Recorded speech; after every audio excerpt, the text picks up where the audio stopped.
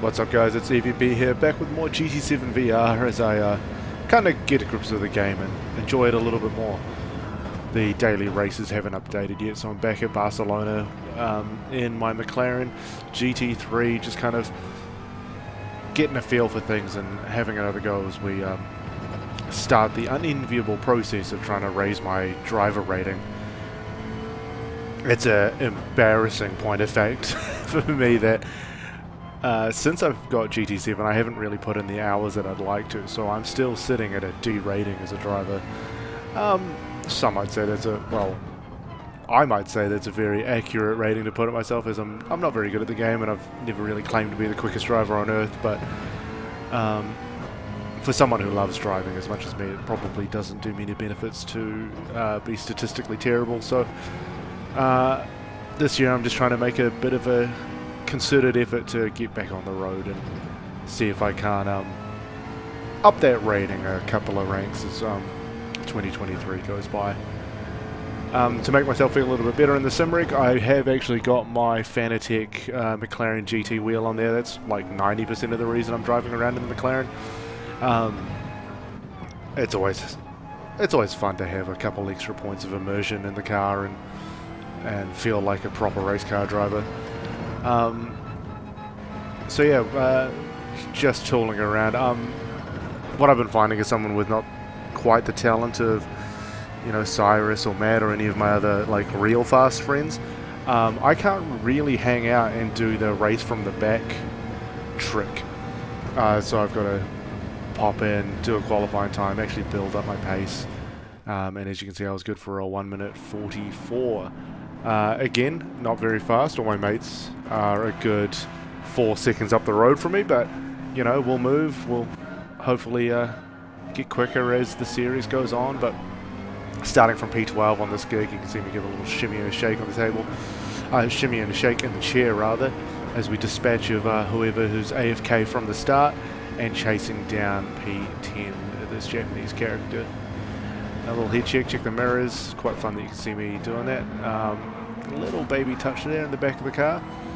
But we make it through turn 3 and fight off a very aggressive Porsche 911 who's just trying to pretend like I'm not here as he cuts across my nose, or tries to.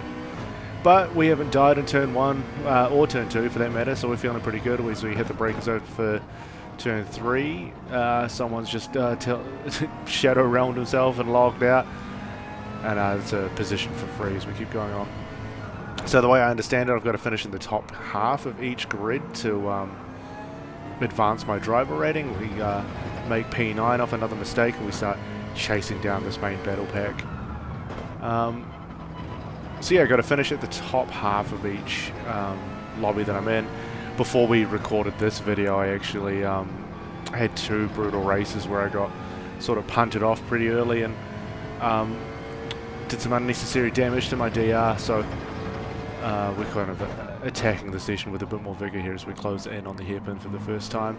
Done a little bit of learning, actually figured out how to stop in time for the corner this time, so it's a improvement on the last video, as this little HKS liveried car would prove to be a bit of a nemesis for the rest of the session. He's a bit of a plow, just sort of without care or reason for anyone else around him, but it's up to us to find a way through and find it safely as we complete the first of 4 laps in this daily race B.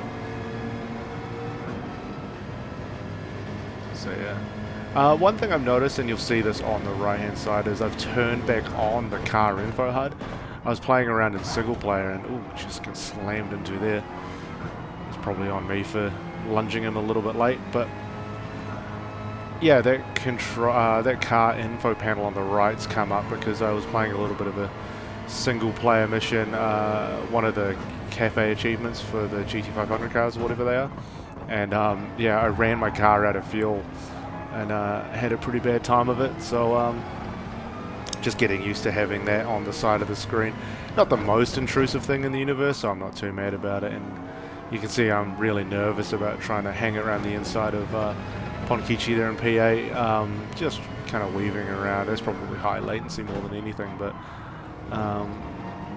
making me a little bit nervous here. We're going to get past the dude who had a little bit of trouble through the right-hander, slot on through, but yeah, just never really sure when we can make a aggressive move to gain P7. Kiyotami's recovered and made his way back past, and we'll just kind of figure out how this goes. You can see I'm very gingerly through the hairpin. Kiyotami, the opposite, spins it out when he puts it on the power. He must have had a wheel touching the grass or one of the curbs or something. And it's up to us to tuck back onto Ponkichi here as we make our way all the way up to P6. So a lot of positions gained on track off clumsy operators. We're about to get another one here as P5 falls off the side of the universe. But such is the fun and merriment of battler class lobbies. Hopefully I can progress through the ranks and sort of do some actual driving, but first step is getting past Ponkichi in P4 now.